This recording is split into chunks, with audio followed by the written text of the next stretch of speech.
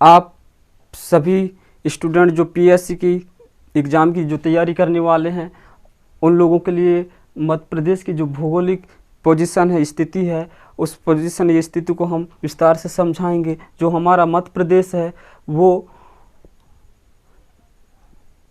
21 degree 6 minute उत्तरी अक्षांश से लेकर 26 डिग्री 30 मिनट उत्तरी अक्षांश तक फैला हुआ है और 74 डिग्री 9 मिनट पूर्वी देशांतर से 82 डिग्री 48 मिनट पूर्वी देशांतर तक मध्य प्रदेश फैला हुआ है।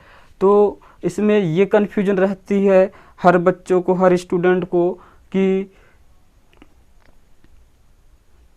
ये तो उत्तरी अक्षांश उत्तर में है, ये भारत एमपी मध्य प्रदेश जो उत्तर में है, तो ये उत्तरी अक्षांश तो ठीक है, पर इधर उत्तरी अक्षांश लिखा है भारत मध्य प्रदेश के दक्षिण में।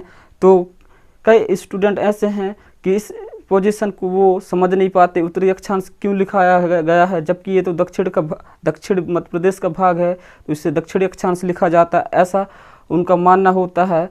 तो ये उनका जो कन्फ्यूजन है, डाउट है, उसे हम क्लियर करेंगे। उसी प्रकार से पूर्वी देशांतर जो मध्य प्रदेश का पश्चिमी भाग है उसे पूर्वी देशांतर से के नाम से जानते हैं, जो इसकी विस्तार से समझते हैं। तो इसे कई बच्चे पश्चिमी मध्य प्रदेश का भाग है तो फिर पूर्वी देशांतर क्यों लिखा जाता है, ऐसे कन्फ्यूजन में कई स्टूडेंट रहते हैं। तो आज उन स्टूडेंट का कन्फ्यूजन हम दूर करेंगे। तो आइए एमपी की पोजीशन को समझने से पहले सबसे पहले हम पृथ्वी की पोजीशन को समझेंगे और पृथ्वी की पोजीशन को समझने के बाद भारत की स्थिति परिस्थिति को समझेंगे। उसके बाद हम मध्य प्रदेश की भूगोल की स्थिति को समझेंगे, क्योंकि जब तक हम इसकी विस्तार या पोजीशन को नहीं समझेंगे भारत की, तब तक हम मध्य प्रदेश की जो स्थिति है उसको समझ नहीं पाएंगे। क्योंकि आखिरकार जो भारत में है, भारत हमारा देश है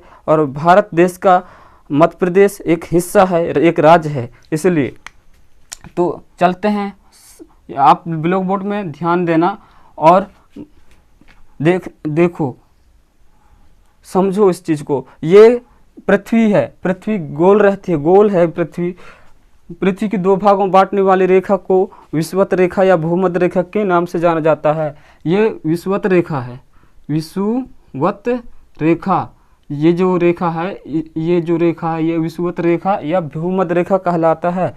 भूमध्य रेखा ये 0 डिग्री से स्टार्ट होता है। विषुवत जो रेखा है ये 0 डिग्री में पे रहता है, पृथ्वी को दो भागों में बांटती है। ऊपर वाली भाग को हम उत्तरी गोलार्ध के नाम से जानते हैं, उत्तरी गोलार्ध, और नीचे वाले भाग को दक्षिणी गोलार्ध के नाम से जाना जाता है, दक्षिणी गोलार्ध। उत्तरी गोलार्ध या उत्तरी अक्षांश, दक्षिणी गोलार्ध या दक्षिणी अक्षांश के नाम से जाना जाता है। ठीक है। अब ठीक विषुवत रेखा से ठीक ऊपर जो आड़ी जो रेखाएं होती है, ऊपर और नीचे, विषुवत रेखा के ठीक ऊपर और नीचे जो आड़ी रेखाएं होती है, एक आड़ी रेखाओं की संख्या कितनी होती है, इन्हीं रेखाओं को अक्षांश रेखा के नाम से जाना जाता है। ये अक्षांश रेखाएं हैं और ये अक्षांश रेखाएं की संख्या जो होती है, अक्षांश रेखाओं की जो संख्या होती है वह संख्या होती है 180। टोटल जो संख्या होती है अक्षांश रेखाओं की 180 होती है। 180 जो अक्षांश रेखाओं की जो संख्या होती है 180 होती है। और जो यहाँ से विषुवत रेखा 0 से स्टार्ट होता है, तो विषुवत रेखा से ठीक ऊपर जो है उत्तरी गोलार्ध में अक्षांश रेखाओं की संख्या 90 होती है और विषुवत रेखा के ठीक नीचे दक्षिणी गोलार्ध में अक्षांश रेखाओं की संख्या 90 होती है। इस प्रकार से हम ये 90 180 टोटल अक्षांश रेखाएं होती हैं और अक्षांश रेखाओं के बीच की दूरी जो होती है वह 111 किलोमीटर की होती है। 100 जो अक्षांश रेखा ये है और ये अक्षांश रेखा, इन दोनों के बीच की जो दूरी रहती है ये 111 किलोमीटर होता है। 111 किलोमीटर होता है। अक्षांश रेखाओं के बीच की दूरी कितनी होती है? 111 किलोमीटर होती है। और जो विषुवत रेखा से ठीक 23.5 डिग्री पर 23.5 डिग्री पर मकर रेखा कर्क रेखा होती है, जो विषुवत रेखा के ठीक ऊपर 23.5 डिग्री पर जो कर्क रेखा होती है, विषुवत रेखा के ठीक नीचे जो 23.5 डिग्री पर मकर रेखा होती है। ठीक है, मकर रेखा। तो आप लोगों को समझ में आ गया होगा कि विषुवत रेखा 0 से स्टार्ट होती है और कर्क रेखा है, तो विषुवत रेखा से ऊपर उत्तरी गोलार्ध में 23.5 डिग्री से कर्क रेखा स्टार्ट होती है और विषुवत रेखा से ठीक नीचे मकर रेखा दक्षिणी गोलार्ध की ओर 23.5 डिग्री से स्टार्ट होती है। ठीक है, और जो अक्षांश रेखाओं के बीच की दूरी 111 किलोमीटर होती है और जो अक्षांश रेखाओं की जो संख्या है वह होती है 180 टोटल। और जो अक्षांश रेखाएं हैं वह उत्तरी गोलार्ध और दक्षिणी गोलार्ध को प्रदर्शित करती हैं। तो आप लोग इतना समझ गए होंगे। हम फिर आगे बढ़ते हैं। हम समझते हैं दशांतर, पूर्वी दशांतर क्या है, दशांतर रेखाएं क्या है। ये पृथ्वी है, इसे 0 से डिनोट कर देते हैं। फिर दशांतर रेखाएं खाड़ी रेखाएं जो पृथ्वी की ओर ध्रुव की ओर बढ़ती है, एक ध्रुव से दूसरी ध्रुव को मिलाने वाली जो रेखाएं होती हैं खाड़ी रेखाएं, उन्हें हम, ये ध्रुव है, ये उत्तरी ध्रुव है और ये दक्षिणी ध्रुव है। ये उत्तरी ध्रुव और ये दक्षिणी ध्रुव है। जो दशांतर रेखाओं की जो संख्या होती है वह टोटल 360 होती है। 360 होती है, अक्षांश रेखाओं की संख्या 360 होती है। और जो यहाँ से 0 से इस साइड 180 दशांतर रेखाएं होती है और 0 से इस साइड 180 दशांतर रेखाएं टोटल होती हैं। मतलब पूर्वी देशांतर में, पूर्वी देशांतर, ये यहाँ से 0 से इधर पूर्वी देशांतर कहलाता है, पूर्वी देशांतर। और ये पश्चिमी देशांतर, पश्चिमी देशांतर, पूर्वी देशांतर।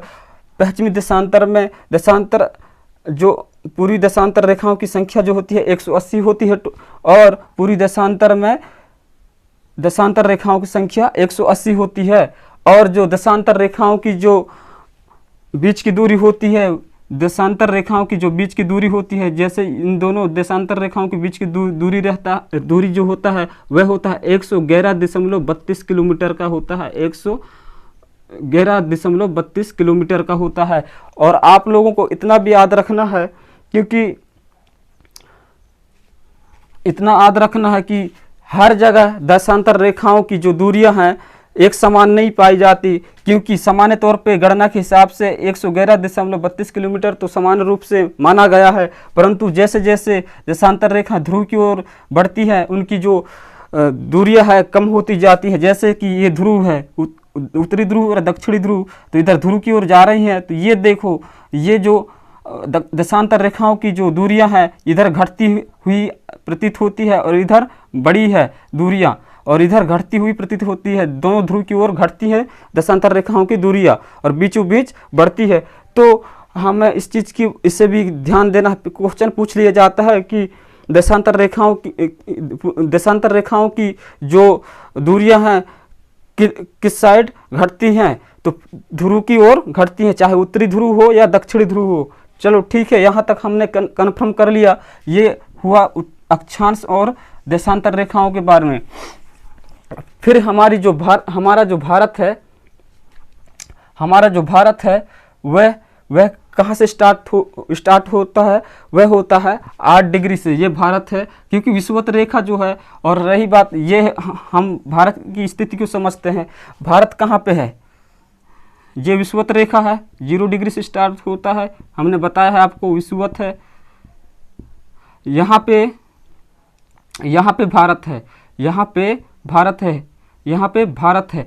अब यहाँ पे भारत है तो हमें पता है कि ये वाला भाग जो होता है ये उत्तरी अक्षांश कहलाता है, उत्तरी अक्षांश के नाम से जानते हैं, उत्तरी अक्षांश है।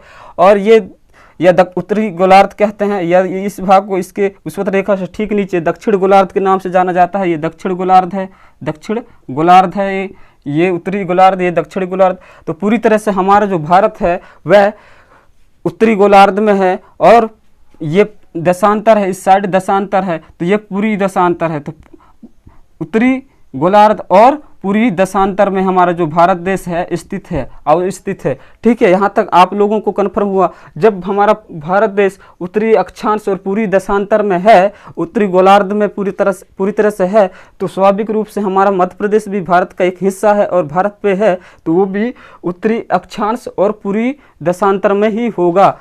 इसलिए मैं इसको पहले आपको एमपी के बारे में बताने से पहले हम इसे समझाना हमने ज़रूरी समझा। ठीक है, तो हमने भारत जो है यहाँ से 0 से स्टार्ट होता है, ये 0 है, विषुवत रेखा 0 से स्टार्ट होता है। इसके बाद 10, 20, 30, 40, 50, 60, 70, 80, 90 तक यहाँ तक जाता है, क्योंकि 90 अक्षांश रेखाएं होती है। फिर विषुवत रेखा से ठीक नीचे फिर 90 यहाँ से स्टार्ट होगा तो 90 अक्षांश रेखाएं होती हैं, तो कुल मिला के 180 अक्षांश रेखाएं होती हैं। तो उसी प्रकार से यहाँ जब 0 से स्टार्ट होता है विषुवत रेखा, और जब 0 के बाद जो है 10 आता है, तो हम 0 के बाद 1, 2, 3, 4 ऐसे तो हम गणना नहीं कर पाएंगे, क्योंकि ये इतनी छोटी गणना हो नहीं पाएगी, इसलिए हम 10, 20 से करते हैं।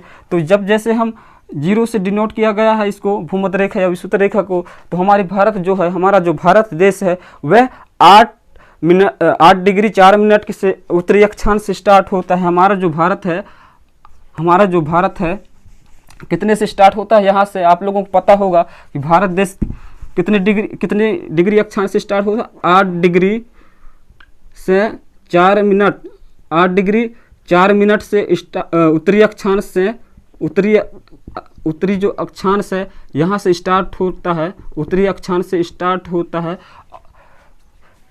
8 डिग्री 4 मिनट उत्तरी अक्षांश से वह 37 डिग्री 6 मिनट उत्तरी अक्षांश तक भारत फैला है, उत्तरी अक्षांश तक भारत फैला हुआ है। आप लोगों को पता होगा कि 8 डिग्री 4 मिनट उत्तरी अक्षांश से 37 डिग्री 6 मिनट उत्तरी अक्षांश तक भारत फैला हुआ है। 8 डिग्री 4 मिनट उत्तरी अक्षांश से लेकर 37 डिग्री 6 मिनट उत्तरी अक्षांश तक यहाँ तक भारत फैला हुआ है। उसी प्रकार से भारत पूरी देशांतर में कहाँ से फैला है, कहाँ तक फैला हुआ है, तो 68 डिग्री 7 मिनट, यहाँ से 68 डिग्री पूरी देशांतर से 68 डिग्री 7 मिनट से लेकर 97 डिग्री 25 मिनट तक पूरी देशांतर में भारत फैला हुआ है। इतना आप लोगों को कन्फर्म हुआ। फिर जब हमारा भारत 8 डिग्री 4 मिनट से स्टार्ट होता है, तो स्वाभाविक बात है कि हमारा मध्य प्रदेश यहाँ पे है, बीचों बीच है, मध्य प्रदेश भारत के बीचों बीच में है। तो यहाँ 8 डिग्री, ये 0 डिग्री है, 0 डिग्री से ऊपर फिर 1 डिग्री 2 डिग्री फिर 3 डिग्री, तो 8 डिग्री यहाँ पहुँचता है तो भारत स्टार्ट हो जाता है। भारत का जो सीमा है यहाँ से स्टार्ट होता है। तो 8 डिग्री के बाद 9 डिग्री 10 डिग्री फिर आएगा 21 डिग्री यहाँ आ जाता है। तो 21 डिग्री 6 मिनट, मतलब यहाँ 8 डिग्री 4 मिनट से तो भारत स्टार्ट होता है, भारत का सीमा स्टार्ट होता है। और उसके बाद जब मध्य प्रदेश अंदर है तो उसके बाद 8, 9, 10, 11, 12, 21 डिग्री 6 मिनट में मध्य प्रदेश की सीमा स्टार्ट होती है। 21 डिग्री 6 मिनट में मध्य प्रदेश की सीमा स्टार्ट होती है, जिसे उत्तरी अक्षांश कहते हैं। 21 डिग्री 6 मिनट उत्तरी अक्षांश से मध्य प्रदेश 26 डिग्री 30 मिनट उत्तरी अक्षांश तक, 26 डिग्री 30 मिनट तक उत्तरी अक्षांश तक मध्य प्रदेश फैला हुआ है, उत्तरी अक्षांश तक मध्य प्रदेश फैला हुआ है। आप लोगों को कन्फर्म हो गया होगा। फिर हम इसके बाद हम समझते हैं कि जब भारत यहाँ पे है, पूरी देशांतर की बात कहाँ से कहाँ तक विस्तार है इसका, पूरी देशांतर से 68 डिग्री 7 मिनट से लेकर 97 डिग्री 25 मिनट पूरी देशांतर तक भारत फैला हुआ है। तो हमें पता है कि मध्य प्रदेश भी इसी के अंदर है। तो मध्य प्रदेश कहाँ से स्टार्ट होता है, मध्य प्रदेश कहाँ से स्टार्ट होता है 74 डिग्री, मतलब यहाँ 68 डिग्री 4 मिनट से तो भारत स्टार्ट होता है। भारत स्टार्ट होता है,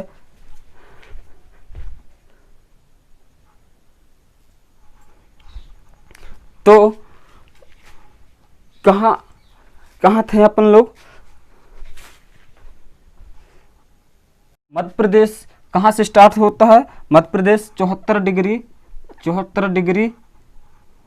9 मिनट से लेकर पूर्वी देशांतर से लेकर 82 डिग्री 48 मिनट पूर्वी देशांतर में फैला हुआ है, पूर्वी देशांतर तक फैला हुआ है, पूर्वी देशांतर तक फैला हुआ है। हमें पता है जब इंडिया या भारत 68 डिग्री 7 मिनट से स्टार्ट होता है, तो 68 के बाद कौन सा आएगा? 68 के बाद 70 आएगा, 71, 72 आएगा, 74 आएगा, तब तो मध्य प्रदेश यहाँ से स्टार्ट होगा, 74 से पूर्वी देशांतर से। भारत यहाँ पूर्वी देशांतर भारत का 68.7 मिनट है, तो यहाँ जब यहाँ भारत स्टार्ट होता है 68 डिग्री 7 मिनट पूर्वी देशांतर से, तो मध्य प्रदेश यहाँ से स्टार्ट होता है 74 डिग्री 9 मिनट से लेकर 82 डिग्री 48 मिनट पूर्वी देशांतर तक।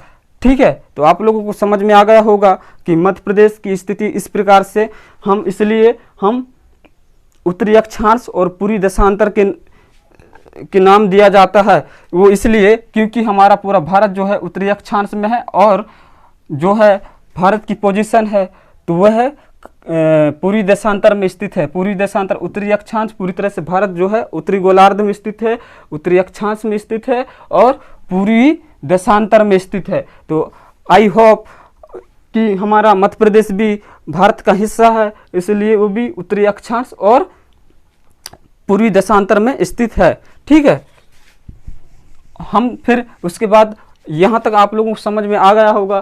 फिर हम इसकी जो उत्तरी अक्षांश से लेकर 26 डिग्री 30 मिनट उत्तरी अक्षांश से लेकर 21 डिग्री 6 मिनट उत्तरी अक्षांश तक जो मध्य प्रदेश फैला है, तो हम इस जो ये तो पता चल गया हमें, पर जब पूछ लिया जाता है क्वेश्चन में पेपरों में कि जो उत्तर से दक्षिण तक मध्य प्रदेश की जो विस्तार है किलोमीटर में वह कितना है, तो वो भी पता हो जाना चाहिए। वो कैसे निकाल सकते हैं हम? जैसे कि हमें डिग्री पता है, आप लोगों को किलोमीटर पता नहीं है कितने किलोमीटर में विस्तार में है मध्य प्रदेश उत्तर से दक्षिण तक, तो हमें पता है डिग्री। तो 26 डिग्री 30 मिनट उत्तरी अक्षांश से मध्य प्रदेश 21 डिग्री 6 मिनट उत्तरी अक्षांश तक फैला है। हमें पता है 6 मिनट तक फैला हुआ है, तो हम इससे माइनस कर देंगे तो हमें पता चल जाएगा कि मध्य प्रदेश की जो टोटल है कितने डिग्री उत्तरी अक्षांश में स्थित है। हमें ये पता चल जाएगा मध्य प्रदेश कितने डिग्री उत्तरी अक्षांश में स्थित है। तो 26 से 21 घटाएंगे तो 5 आएगा, 5 डिग्री, और 30 से 6 घटाएंगे तो 24 मिनट आ जाएगा। तो 5 डिग्री 24 मिनट उत्तरी अक्षांश में जो हमारा भारत स्थित है, हमारा मध्य प्रदेश स्थित है। 5 डिग्री 24 मिनट में जो इतना इलाका है, इस एरिया में हमारा मध्य प्रदेश का विस्तार है, अक्षांशीय विस्तार है। ठीक है, तो हमें पता है कि एक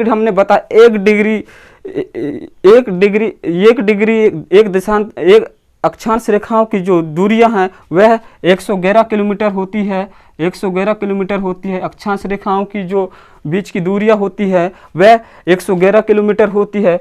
तो ये अक्षांश रेखा है, और अक्षांश रेखा 5.24 मिनट आया है। तो 5 अक्षांश रेखाओं की जो बीच की दूरी कितनी होगी हम निकाल लेते हैं। 5 का गुणा 11 से करें, 111 से करें तो 555 आता है, और 24 मिनट है तो 24 मिनट को हम 30 मिनट मान लेते हैं, क्योंकि एक घंटे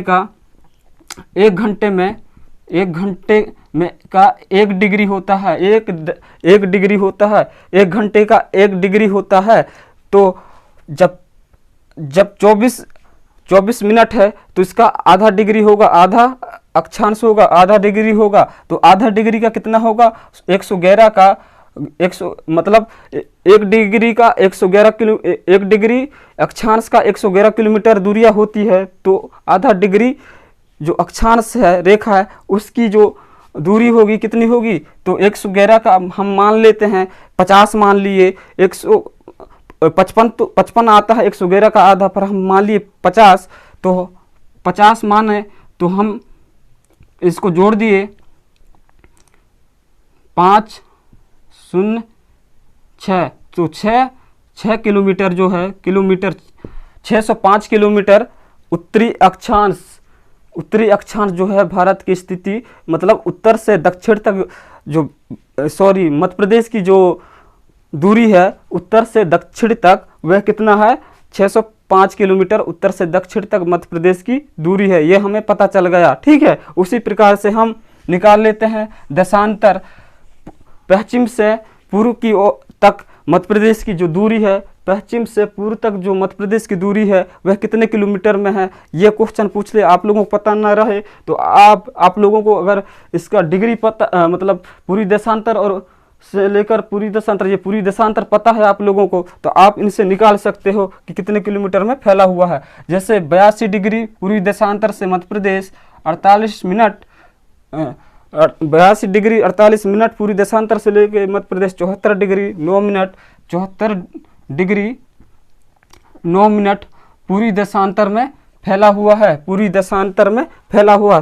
तो हम इनके बीच में जो इसके बाद 82 है, 74 है, 74 डिग्री पूरी देशांतर से तक फैला हुआ है मध्य प्रदेश। तो हमें पता है 74 के बाद क्या आएगा, 75 76 77 78 है ना, फिर 80 आएगा, 81 आएगा, इसके बाद 82, इसलिए यहाँ 82 तक फैला हुआ है। 82 डिग्री 48 मिनट पूरी देशांतर तक भारत फैला हुआ। तो हम घटा देंगे इससे, तो इसका आएगा 8 डिग्री, 82 से 72 घटाएंगे तो 8 डिग्री आएगा, और इससे 48 से 9 घटाएंगे तो 39 डिग्री आएगा। तो हमें ये 8 डिग्री 39 मिनट ये पूरी देशांतर हमें पता चल गया। तो देशांतर रेखाओं की जो दूरी होती है, बीच की दूरी कितनी होती है हमने बताया 111.32 किलोमीटर होता है।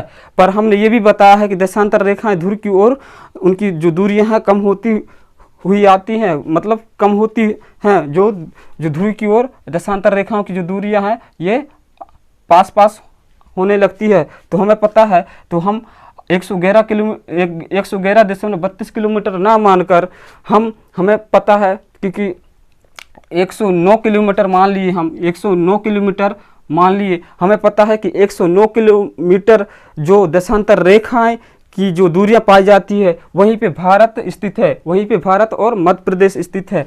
तो 109 गुणित 8, क्योंकि 8 देशांतर रेखा है, तो 9 8 72 हो गया, 9 8 72, फिर 10 88 और 7 87, तो 872 किलोमीटर पूरी देशांतर, 872 किलोमीटर पूर्वी देशांतर, मतलब पूरी देशांतर तक फैला हुआ है। मतलब मध्य प्रदेश जो है पश्चिम से पूर्व तक जो है कितने किलोमीटर में फैला हुआ है, 872 या फिर 870, लगभग ये हमारा आ गया 872, इतने दूरियों में फैला हुआ है। तो आशा है कि आप लोगों को समझ में आया होगा।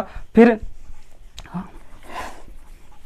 हम चलते हैं कर्क रेखा को समझते हैं। मध्य प्रदेश की कर्क रेखा, जो कर्क रेखा है 23.5 डिग्री से स्टार्ट होती है विषुवत रेखा, ठीक उत्तरी अक्षांश की ओर जो कर्क रेखा 23.5 डिग्री से स्टार्ट होती है, जो हमारे भारत भी यही स्थित है और मध्य प्रदेश भी स्थित है। भारत और मध्य प्रदेश को क्रॉस करती है ये कर्क रेखा।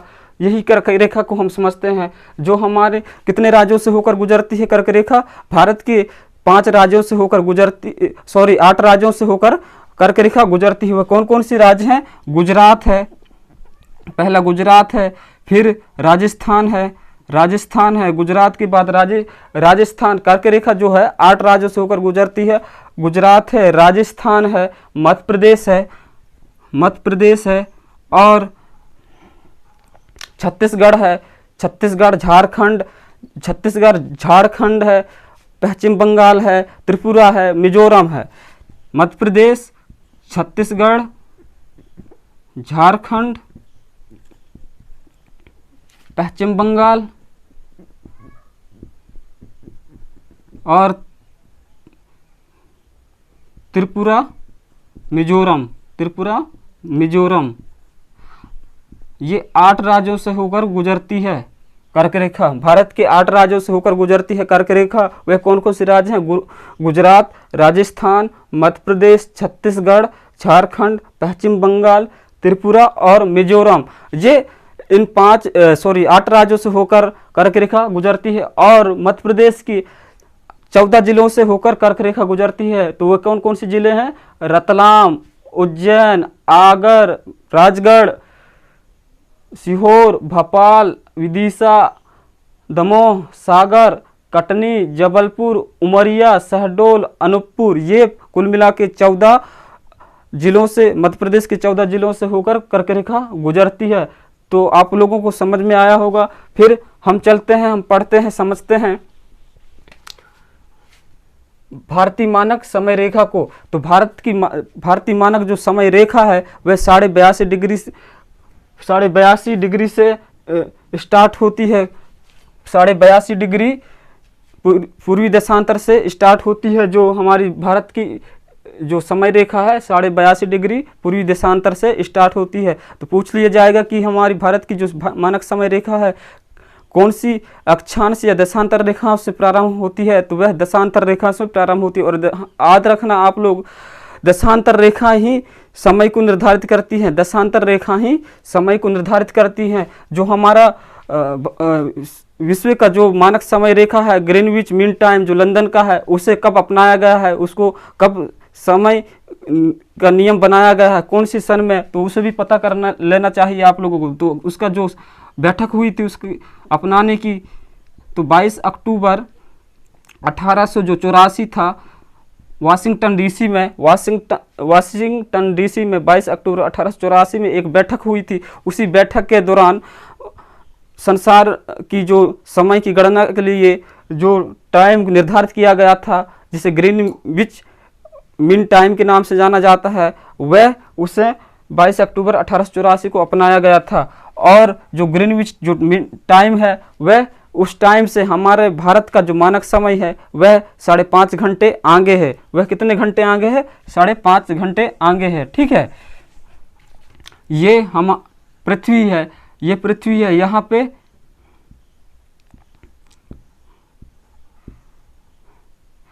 पे लंदन है, यहाँ पे हमारा भारत है, यहाँ पे लंदन है, ग्रीनविच टाइम यहाँ पे है, हमारा भारत यहाँ पे है। तो हमने बताया है कि जब पृथ्वी पश्चिम से, ये पश्चिम दिशा है, पश्चिम से पूर्व की ओर घूर्णन करती है पृथ्वी, तो 12 घंटे ग्रीनविच टाइम से आगे घूर्णन करती है। जब पृथ्वी पश्चिम से पूर्व की ओर घूर्णन करती है तो ग्रीनविच टाइम से जो पृथ्वी का घूर्णन काल है, टाइम काल है घूमने का, वह 12 घंटे आगे होती है। और जब पृथ्वी पश्चिम दिशा की ओर, इधर पश्चिम दिशा है, इस साइड घूर्णन करती है, तो जो ग्रीनविच टाइम है जो ग्रीनविच टाइम जो लंदन का समय है उससे 12 घंटे पीछे जो घूर्णन काल रहता है पृथ्वी का 12 घंटे पीछे हो जाता है। तो इसी के कारण से दिन रात का होना होता है। इसी कारण 12 घंटे का दिन, 12 घंटे का रात होता है। इसलिए 12 घंटे का दिन और 12 घंटे का रात होता है। कुल मिला के एक दिन 24 घंटे का होता है, इन्हीं के कारण से है। तो हमें पता है कि यहाँ पे लंदन है, ग्रीनविच टाइम यहीं पे है, और मध्य प्रदेश भारत यहाँ पे है। तो यहाँ जो भारत की मानक समय रेखा है इलाहाबाद नैनी का, वह मीन टाइम से, ग्रीनविच टाइम से कितने घंटे आगे है? 5.5 घंटे आगे है। इसको आप याद रख लेना, 5.5 घंटे आगे है। ठीक है, 5.5 घंटा आगे है ग्रीनविच टाइम से। भारत का जो मानक समय टाइम है वह 5.5 घंटा आगे है। ठीक है, फिर हम भारत मानक समय रेखा को समझते हैं। कहाँ से स्टार्ट हुई है? ये उत्तर प्रदेश के इलाहाबाद के पास नैनी है, वहाँ से हमारी भारत समय रेखा निर्धारित की गई है। और वो कहाँ से, कितने राज्यों से होकर गुजरती है हमारे भारत की मानक समय रेखा? तो वह गुजरती है 5 राज्यों से होकर। कौन कौन से 5 राज्य है? यूपी, उत्तर प्रदेश, मध्य प्रदेश, छत्तीसगढ़ और उड़ीसा और आंध्र प्रदेश। ये 5 राज्यों से होकर हमारी भारत की मानक समय रेखा गुजरती है। यूपी, उत्तर प्रदेश, मध्य प्रदेश, छत्तीसगढ़, उड़ीसा और आंध्र प्रदेश से होकर हमारी भारत की मानक समय रेखा गुजरती है। और एक क्वेश्चन और पूछ लिया जाता है एमपीपीएससी में, आप लोग याद रखना कि मध्य प्रदेश का वह कौन सा जिला है जो मानक समय रेखा के ऊपर है। तो वह कौन सा जिला है मध्य प्रदेश का? वह जिला है सिंगरौली। शायद ये पेपर में, एमपीपीएससी की पेपर में आ भी चुका है ये क्वेश्चन। तो कौन सा जिला है? यहाँ पे है सिंगरौली। यहाँ पे सिंगरौली है, यहीं पे यही सिंगरौली जो है, सिंगरौली जिला है, सिंगरौली जिला है मध्य प्रदेश का। ये भारत की मानक समय रेखा के ठीक पास में वहीं से गुजरता है, उसी जिले से भारतीय मानक समय रेखा गुजरता है। जो मध्य प्रदेश का जो सिंगरौली जिला है, वहीं से सिंगरौली जिले से मानक समय रेखा गुजरती है। तो ये क्वेश्चन में भी पूछ लिया गया है, तो आप लोग इसको भी ध्यान रखना, और भी पूछ सकता है, ठीक है। तो आज हम इसके बारे में डिटेल से पढ़े हैं। आप लोगों को समझ में आया होगा कि मध्य प्रदेश की भूगोलिक स्थिति के बारे में हमने आप लोगों को विस्तार से समझाया होगा। अगर आप लोगों को कहीं कन्फ्यूजन हो तो आप वीडियो को रिप्ले करके देख सकते हो, पीछे करके देख सकते हो और समझ सकते हो। ठीक है दोस्तों, हम मिलते हैं नेक्स्ट वीडियो के साथ। तब तक के लिए जय हिंद, जय भारत।